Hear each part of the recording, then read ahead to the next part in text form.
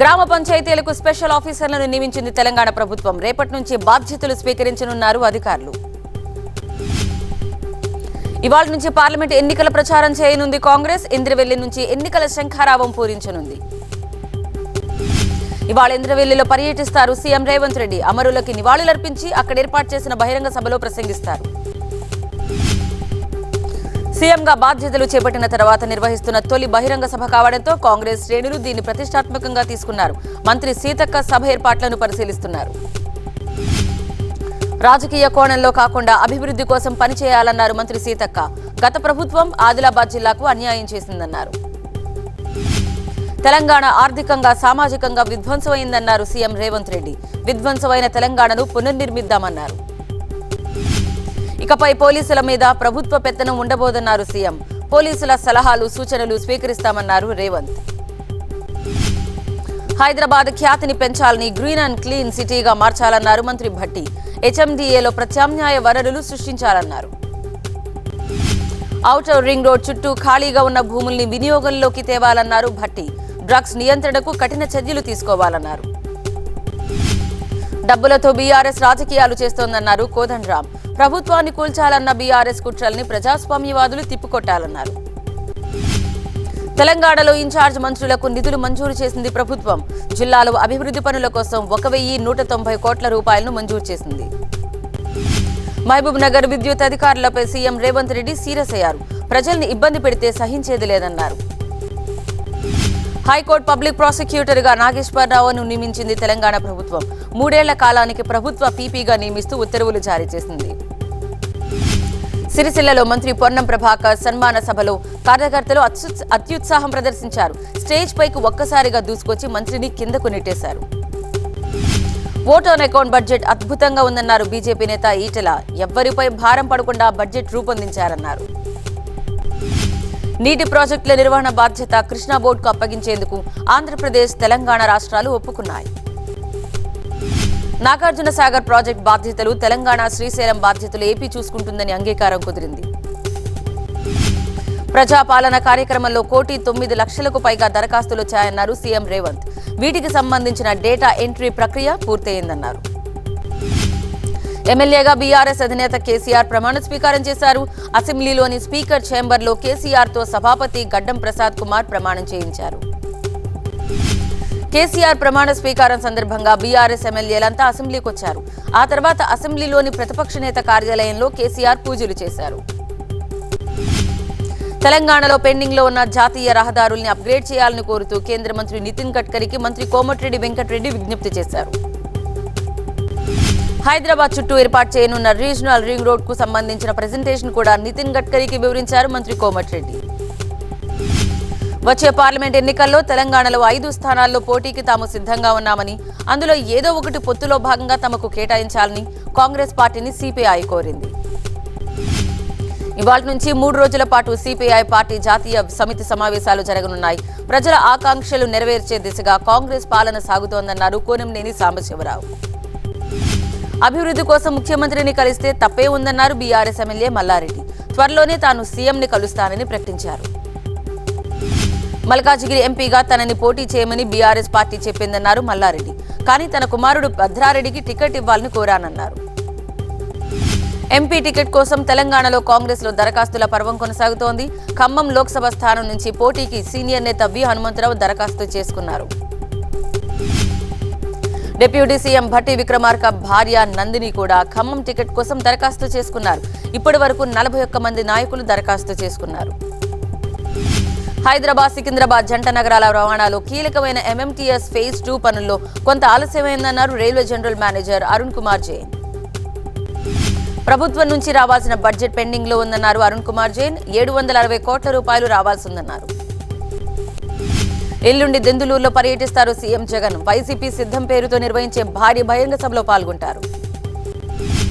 ఈ నెల 5 నుంచి ఏపీ అసెంబ్లీ సమావేశాలకు నోటిఫికేషన్ జారీ చేశారు గవర్నర్ అబ్దుల్ నజీర్. మొదటి రోజు ఉభయ సభలను ఉద్దేశించి ప్రసంగిస్తారు. 6న సభలో ఓట్ ఆన్ అకౌంట్ బడ్జెట్ ప్రవేశపెట్టనుంది జగన్ సర్కార్. 3 రోజుల పాటు సభ నిర్వహించే ఆలోచనలో ఉంది. విశాఖ రైల్వే జోన్ ఏర్పాటుపై రైల్వే మంత్రి అశ్విని వైష్ణవ్ క్లారిటీ ఇచ్చారు. రైల్వే జోన్ కు డిపిఆర్ నిధుల కేటాయింపులు కూడా సిద్ధంగా ఉన్నాయన్నారు. నర్సారావుపేట ఎంపీ అభ్యర్థిగా మాజీ మంత్రి అనిల్ కుమార్ కు అవకాశం ఇవ్వడం శుభసూచకమన్నారు మంత్రి అంబటి రాంబాబు. అక్రమంగా తాను ఒక్క రూపాయి కూడా సంపాదించలేదన్నారు ఎమ్మెల్యే రాచమల్లి శివప్రసాద్ రెడ్డి. వరదరాజుల ఆరోపణల్లో నిజం లేదన్నారు. ఏపీ ప్రజల ఆశలపై కేంద్రం నీళ్లు చెల్లిందని సిడబ్ల్యూసీ సభ్యుడు గిడుగు రుద్రరాజు ఆరోపించారు. కార్పొరేట్లకు మేలు చేసేలా బడ్జెట్ ఉందన్నారు. చంద్రబాబు ధనికుల పక్షపాతని, విజయవాడ ఎంపీ సీట్ను అమ్ముకుంటున్నారని కేశినేని నాని ఆరోపించారు. రుణమాఫీ చేస్తామని బాబు ప్రజలు మోసం చేశారని చెప్పారు. కేశినేని నానికి మతి భ్రమించిందని తీవ్ర విమర్శలు చేశారు చిన్ని. విశ్వాసం లేని వ్యక్తిగా అభివర్ణించారు ఆయన. అనంతపురంలో ధర్మవరం పుట్టపర్తి రోడ్ మరమ్మతులకు వెళ్తున్న మాజీ ఎమ్మెల్యే సూర్యనారాయణని అడ్డుకుని అదుపులోకి తీసుకున్నారు పోలీసులు. మరోవైపు ధర్మవరంలో 4 కోట్లతో రోడ్ నిర్మాణ పనులకు భూమి పూజ చేశారు ఎమ్మెల్యే కేతిరెడ్డి. పబ్లిసిటీ కోసమే సూరి హడావిడి చేస్తున్నారని విమర్శించారు. జగ్గంపేట కొత్త ఇన్ఛార్జిగా తోట నరసింహం వచ్చాక స్థానిక వైసీపీ నేతలతో సమన్వయం లేకపోవడంతో క్యాడర్లో అసహనం పెరుగుతోంది. మరోవైపు గండేపల్లి మండల వైసీపీ అధ్యక్షుడు కందుల చిట్టిబాబు వైసీపీని వీడి జ్యోతిల నెహ్రూ సమక్షంలో టీడీపీలో చేరారు. ఇవాళ ఉదయం 10 గంటలకు ఢిల్లీ జంతర్ మంతర్లో దీక్షకు రెడీ అయ్యారు ఏపీసీసీ చీఫ్ షర్మిల. రాష్ట్రానికి ప్రత్యేక హోదా డిమాండ్తో దీక్ష చేపట్టామన్నారు. ఏపీలోని ప్రస్తుత పరిస్థితులు జాతీయ నేతల దృష్టికి తీసుకెళ్లాలని నిర్ణయించారు. షర్మిల, ఖర్గే, ఏచూరి సహా విపక్ష నేతల్ని కలవనున్నారు. ప్రత్యేక హోదా కావాలంటున్న షర్మిలకు కౌంటర్ ఇచ్చారు పురంధేశ్వరి. గతంలో ప్రత్యేక ప్యాకేజీకు అంగీకరించి వెంకయ్యనాయుడుకు సన్మానం చేసింది మర్చిపోతే ఎలా అని ప్రశ్నించారు. మహిళలకు ఉచిత ప్రయాణం కల్పించడంతో కిరాయి లేక ఆదాయం తగ్గిపోయిందన్న ఆవేదనతో ప్రజాభవన్ ముందు ఆటో తగలబెట్టాడు ఒక ఆటో డ్రైవర్ దేవా. కాటేదాన్లో అక్రమ నిర్మాణాలపై కొరడా జులిపించారు జీహెచ్ఎంసీ అధికారులు. ఇందిరాగాంధీ సొసైటీలో అక్రమంగా వెలిసిన కట్టడాల్ని నేలమట్టం చేశారు. ఎన్టీఆర్ జిల్లా జగ్గాయపేటలో కోతుల నుండి రక్షించండి మహాప్రభు అంటూ రోడ్డెక్కారు గ్రామస్తులు. డ్రగ్స్ కేసులో పట్టుబడ్డ యువతికి 14 ఏళ్ల జైలు శిక్ష, 1 లక్ష జరిమానా విధించింది ఎల్బీనగర్ కోర్టు. మాజీ ఎమ్మెల్యే షకీల్ కొడుకు కారు ప్రమాద ఘటనలో సస్పెండ్ అయిన పంజాగుట్ట సీఐ దుర్గారావు కోసం పోలీసులు గాలిస్తున్నారు. మేడ్చల్ జిల్లా బోడుపల్లిలో ఇంటి ముందు పార్క్ చేసిన బైక్ చోరీకి యత్నించాడు గోనె నాగరాజు. 200 రూపాయల కోసం బైక్ ఎత్తుకెళ్లాడు. కోనసీమ జిల్లా అంబాజీపేట జడ్పీ హైస్కూల్ గ్రౌండ్లో నిర్వహించిన అంతర్రాష్ట్ర బ్రాహ్మణ పురోహిత క్రికెట్ టోర్నమెంట్లో పురోహితులు ఉత్సాహంగా పాల్గొన్నారు. నల్గొండ జిల్లా నాగార్జున సాగర్లో రోడ్ భద్రతా వారోత్సవాలు ఘనంగా జరిగాయి. సాగా పోలీస్ స్టేషన్ నుంచి డ్యాం వరకు పోలీసులు బైక్ ర్యాలీ నిర్వహించారు. నిర్లక్ష్యంగా వాహనాలు నడపడం వల్ల ప్రమాదాలు జరుగుతాయన్నారు పోలీసులు. మద్యం తాగి వాహనాలు నడపరాదని గ్రామస్తులతో ప్రమాణం చేయించారు. బాపట్ల జిల్లా పర్చూరులోని రామాలయంలో శ్రీరామ గోటి తలంబ్రాల కార్యక్రమంలో మహిళలు పెద్ద సంఖ్యలో పాల్గొన్నారు. భూపాలపల్లి జిల్లా చేల్పూరుకు చెందిన పండించిన ధాన్యాన్ని ఏటా శ్రీరామనవమి రోజున భద్రాచలానికి పంపిస్తారు. మహిళా భక్తులతో గోళ్ల ద్వారా ఈ ధాన్యాన్ని ఒలిపిస్తారు. జీతాలు పెంచాలని డిమాండ్ చేస్తూ వరంగల్లో ఆర్టీసీ అద్దె బస్సుల డ్రైవర్లు సమ్మెబాట పట్టారు. దీంతో హైర్ బస్సులన్నీ రోడ్లపైనే ఆగిపోయాయి.